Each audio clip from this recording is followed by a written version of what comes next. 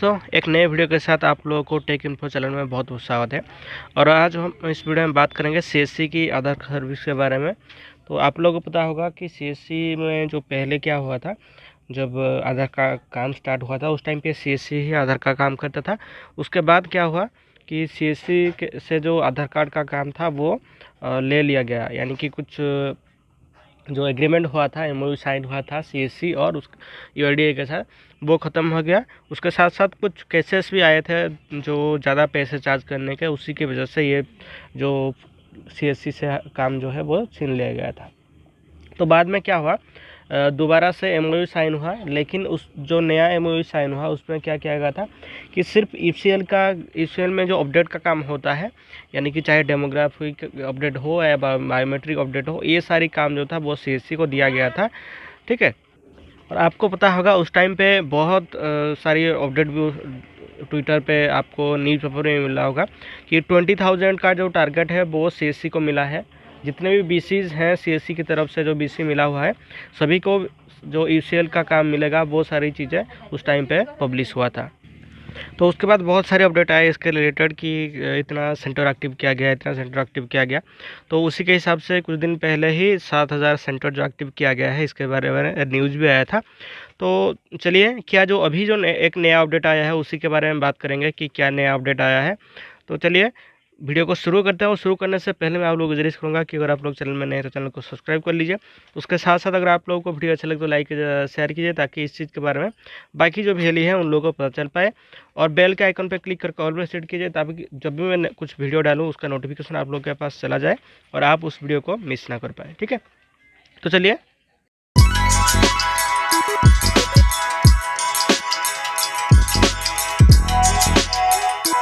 को पता होगा कि जब भी हम लोग न्यू रजिस्ट्रेशन करते हैं सीएससी की तरफ से जो यूसीएल लेने के लिए, यूसीएल की अपडेट करने के लिए, सेंटर लेने के लिए, तो आप लोगों को क्या करना पड़ता है कि सीएससी की जो ये वेबसाइट है, यहाँ पे आप आके आपको पहले रजिस्ट्रेशन करना पड़ता है। देन रजिस्ट्रेशन के बाद आपको जो स्टार्टिंग आई वगैरह सारी डिटेल्स आपको यहाँ पे भरना पड़ता है। जितने भी मशीनरी चीज़ें मांगी जा रही है, सारी चीज़ों की डिटेल्स आपको यहाँ पे फिल करने के बाद जब सबमिट करते हैं, तो उसके बाद आपको डीएम को संपर्क करना है। और डीएम आपको एक फॉर्म देंगे, उस पर साइन वगैरह के साथ साथ सारी डिटेल्स के साथ आपको डॉक्यूमेंट वगैरह देने के बाद आगे जो प्रोसेस होता है, उसके बाद अगर स्टार्टिंग आईपी आप जब वाइट लिस्टेड हो जाता है तो उसके बाद आपका सेंटर एक्टिवेट हो जाता है। ठीक है, मशीन रजिस्टर्ड भी उस टाइम पे कि जब वाइट लिस्टेड हो जाएगा आपका स्टार्टिंग आईपी और सीएससी आईडी, देन उसके बाद आपको मशीन रजिस्ट्रेशन भी कर दी जाती है। देन आप इजीली जो आपका यूसीएल का काम है, अपडेट का काम है, वो स्टार्ट कर पाते हैं। ठीक है, तो ये रहता है नॉर्मली जो प्रोसेस है सीएससी की तरफ से आधार कार्ड सेंटर लेने की। तो इसमें आपको टर्म एंड कंडीशन में कुछ रहता है, उसी के हिसाब से आपको काम करना पड़ता है।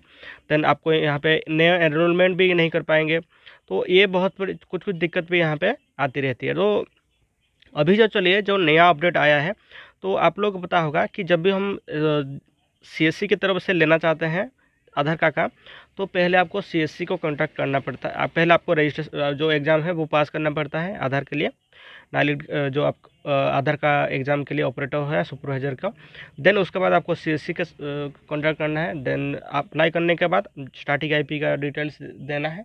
देन वाइट लिस्टेड जो होता है उसके बाद का प्रोसेस जो होता है। लेकिन अभी जो नया अपडेट आया है, आप लोगों को पता होगा कि जब भी आप लोग व्हाट्सएप में या एसएमएस बहुत सारी ऐसी आती रहती है, चाहे बहुत सारी सर्विसेज को लेके, या जैसे कि आप लोगों को पता होगा बहुत फ्रॉड हो रही है अभी के टाइम पे।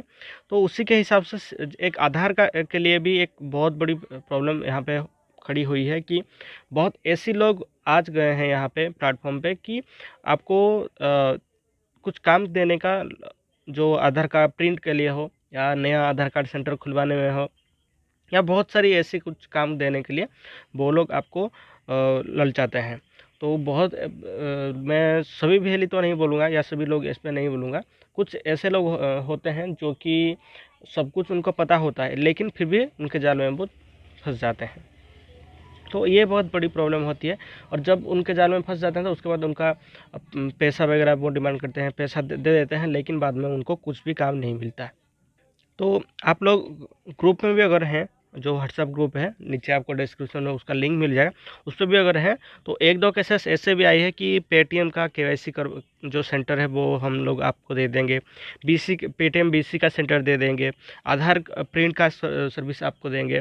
तो इस तरीके से बहुत सारी ऐसे मैसेज आपको मिलेगा व्हाट्सएप ग्रुप में, जो शायद एक वीएलई ने उस पर वीएलई या पता नहीं उनको सीएससी आईडी उनके पास है या नहीं, लेकिन एक मेंबर थे व्हाट्सएप ग्रुप में जो कि पेटीएम बीसी का सेंटर के लिए उनको पैसे दिए थे, लेकिन उनको आईडी नहीं मिला।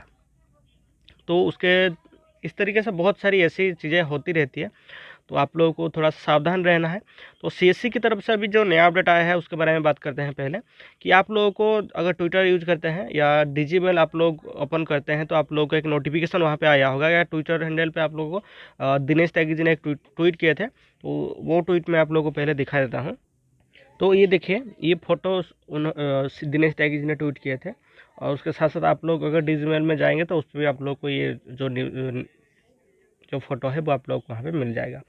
तो यहाँ पे आप लोगों को अलर्ट किया गया है कि अगर आप यूज़ करते हैं, सीएससी आपके पास है, तो यहाँ पे देखिए फ्रॉड अलर्ट का किसी के बारे में ये आया था। तो यहाँ पे जितने भी चीज़ें हैं आप लोगों को दिखाया जाता हूँ। यहाँ पे आप लोग ये देखिए, attention VLE, be careful of such fraudulent person, CSSB has already filed police case against certain individuals. यानी कि आपको केयरफुल रहना है इस तरीके से जो लोग होते हैं।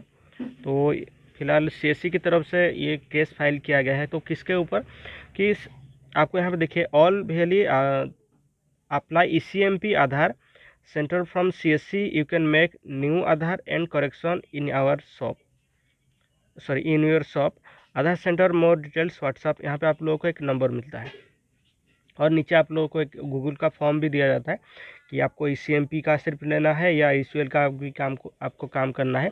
और यहाँ पे साफ साफ कहा गया है कि न्यू आधार भी आप लोग कर पाएंगे और करेक्शन भी आप लोग यहाँ पे कर पाएंगे।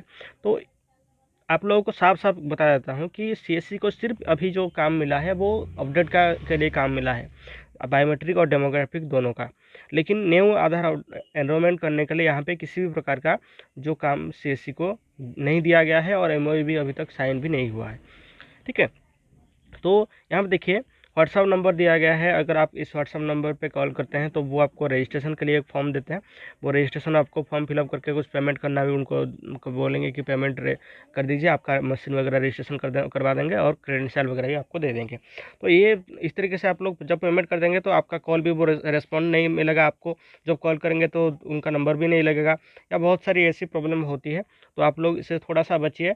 और जब भी आप लोगों को इस तरीके से कोई मैसेज आता है किसी भी सर्विस को लेके, सिर्फ आधार को लेके नहीं, किसी भी सर्विस को लेके, तो लेने से पहले, उनको पेमेंट करने से पहले थोड़ा सा सोचिए, उसके बारे में थोड़ा सा इंक्वायरी कीजिए, जानिए कि ये जेन्युइन है या नहीं। अगर नहीं है तो कभी भी आप लोग पेमेंट मत कीजिए।